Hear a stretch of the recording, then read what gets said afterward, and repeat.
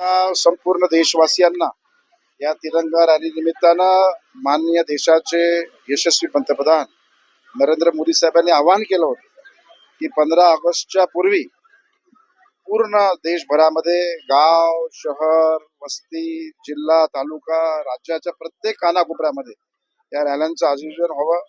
उद्देश इतकाच आहे की आपण सर्व भारतीय आहोत आणि या भारताच्या सार्वभौम एकतेसाठी, अखंडतेसाठी, उन्नतीसाठी आपण देशाच्या प्रती आपली सद्भावना व्यक्त करण्याच्यासाठी ही रॅलीचं आयोजन भारतीय जनता पक्ष नवी मुंबई जिल्ह्याच्या वतीनं आयोजित करण्यात आलं.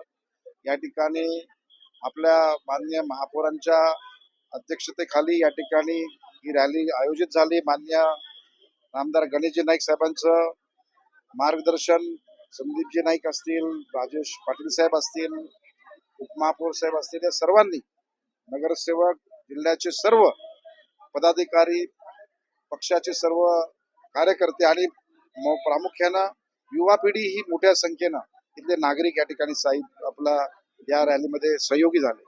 मुळात हे नवी मुंबई शहर सुद्धा सर्व जाती धर्माला एकत्र घेऊन जाणार आहे आणि म्हणून या शहरामध्ये आपण देशाचे नागरिक म्हणून पुन्हा गोविंदाने राहायला पाहिजे. भविष्यामध्ये या देशाची प्रगती आपल्या घरापासून, वॉर्डापासून, शहरापासून, तालुका, जिल्हा, राज्य आणि देश अशी व्हायला पाहिजे. तर आपला देश संपूर्ण जगामध्ये नंबर 1 चा होईल. विकसित भारत 2047ला माननीय पंतप्रधान साहेबांच्या स्वप्नाला साकार करण्यासाठी आपण सर्वांनी या सर्व जाती, धर्म, पंथ, पक्षाच्या बेड्या आहेत त्या बाजूला करून एक नागरिक म्हणून, देशाचा नागरिक म्हणून आपण पुढे जाऊया. मी सर्व नागरिकांना येणारा 15 ऑगस्टच्या शुभेच्छा व्यक्त करतो आणि 15 ऑगस्टला सर्वांनी सकाळी लवकर उठून आपला तिरंगा हातात घेऊन जिथे शक्य आहे तिथे तिरंग्याला सलामी देऊन राष्ट्रगीत गाऊन या देशाचा बलिदान ज्यांनी